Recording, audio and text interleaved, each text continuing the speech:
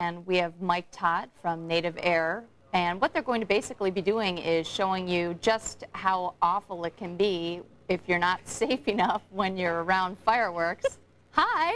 That was a long run for you. You want to hear something really funny? Yes. That's one way to figure out whether or not you're on TV yet.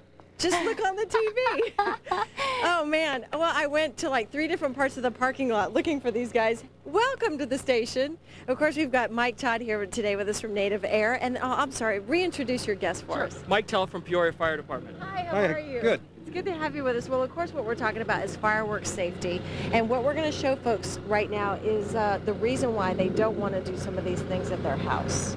Exactly. What we're going to do is we're going to set off a couple fireworks to show some people, to show everybody what the results can be, and then also remind everybody just to remember the first most important thing about everything on this is fireworks are illegal in the state of Arizona. You can't even possess them. The ones that we have were specially put together for Mike and for today's spot by DPS. Because a lot of people will go to over the border or different cities to try to get stuff, right? Exactly, and you know they were talking about that just last week. Jim Paxton was saying that scary thought they went to like I think it's the Gila National Forest in New Mexico, big sign saying forest closed. Right next to it was a fireworks stand.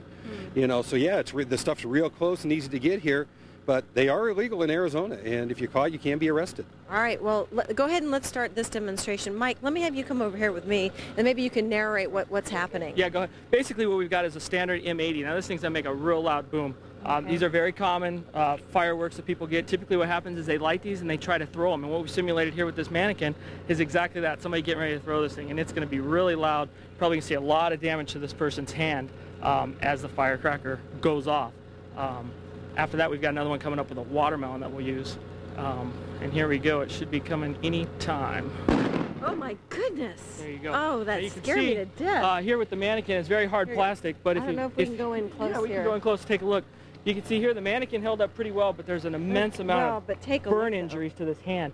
You can see where it's kind of cracked the plastic. Step back here just to the side. I'm sorry. Very, very, very bad injuries here. You've got burns. An injury like that could just now, what ruin we your hands showed for here, life. seriously, was that a type of firework that you would find people playing with? Very common. It's called an M80. You find them everywhere. They're very popular down in Mexico. Our next demonstration we have is using a watermelon, which is what they use for a lot of ballistics testing. Hold on one second there. Very common. Okay.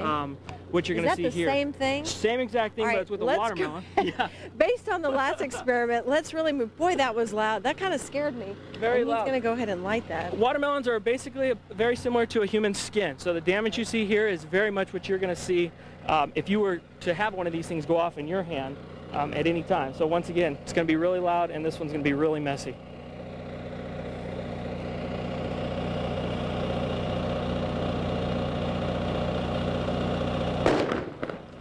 Basically, that's exactly what you're going to see if you were. Look at the impact of that. Right, and that's very similar to a human's skin density. So what you see there is what's going to happen to you if you get tangled up with these fireworks. You know, it's interesting because you see demonstrations like that, and me as like an overprotective mom, I think there's no way I would let my child, you know, be playing with anything similar to this on July 4th. But you hear about a lot of kids going to parties, and maybe their parents have stuff, and it's very hard. I've heard of in the past where people saying, you know, you don't know what people are doing at other people's houses. Well, that's exactly it. The other thing is when you look at this firecracker, it doesn't look like it could do that much damage. A small little thing about a ½ an inch around. You just cannot believe the power that's packed in these things. These were built specifically for this demonstration, so they were done very safely. But what we find in a lot of them are they are confiscated out of drug labs. They're sold out of drug labs. They have very cheap fuses. You light those, and you don't get the delays that you have here. They just blow up in your hand instantaneously. All right, well, you definitely made the point clear to me. Thank you very much, and hopefully to lots of parents and children watching at home. I get the point we want to make to everyone watching this, Beth, is, of course, leave the fireworks to the professionals. You can go downtown and watch the fireworks show there. Watch it on Channel 3, but, you know, you just don't want to be part of this because the sad thing is you sustain an injury or a burn from something like this, and then you know, it's going to be with you for the rest of your life. Right, and you know what, even sparklers, I wasn't quite sure if you talked about it at all, but sparklers can even be very dangerous. You know, I've heard of where kids are going to parties, and I've had moms say to me, so-and-so's going to somebody's party, and I hear they're going to have sparklers there. And, you know, parents are starting to be a lot more cautious about that, and they don't want their kids around it because, you know, it's one thing to hold a sparkler, but then you never know what kids are going to do with them. So exactly. You really want to err on the side of caution. Get mad and poke somebody. Right. Thank you so much. Yeah, they actually can get very hot, so you want to make sure you're very careful about that.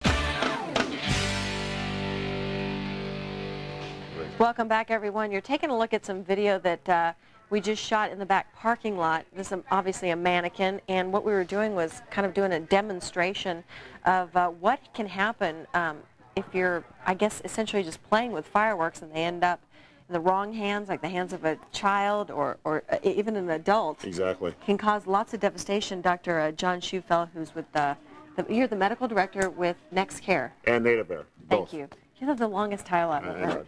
But anyway, as we saw in that video, you said you see a lot of injuries around July the 4th. A lot of people are hospitalized. I didn't realize. It's actually amazing with all the publicity out there regarding fireworks that people still get hurt by them and burned by them. And I actually had a lot of pictures to bring in. But as I looked through them, they were absolutely so disgusting and devastating looking. I knew you'd never show them on the air. Is it just as many children as adults? It's probably about half and half right now, and you know, in Arizona now fireworks are illegal, as Mike says. So we've seen a drastic reduction in it, but there's still about 10,000 people a year that get really relatively seriously injured by fireworks, from everything from burns to lost limbs. Well, when we look at that video of the mannequin or the watermelon, what kind of injuries would that leave a person with? Well, the watermelon, for example, will leave them probably handless. Definitely fingerless, and you know, it's unfortunately that in those are the type of injuries that you cannot get your fingers sewn back on because there's truly nothing left. I brought the piece of watermelon in here to show. Here, take a look at the video just so in case you missed it.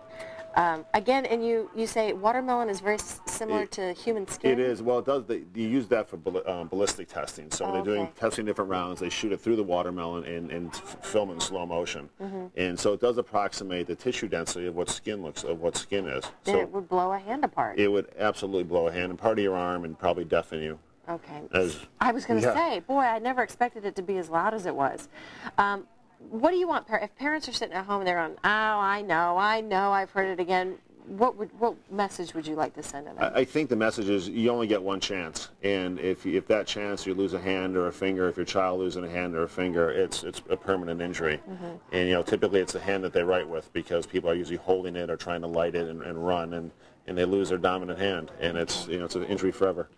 All right, well, are we going to? Do you want to go ahead and show this? You wanted to bring this inside. Well, actually, the only thing is, this really just approximate what flesh looks like after it's a blast injury. Seen it look, when I picked it up, I thought, "Oh, that looks familiar." And really? Yeah, struck me. All right. Well, there you have it.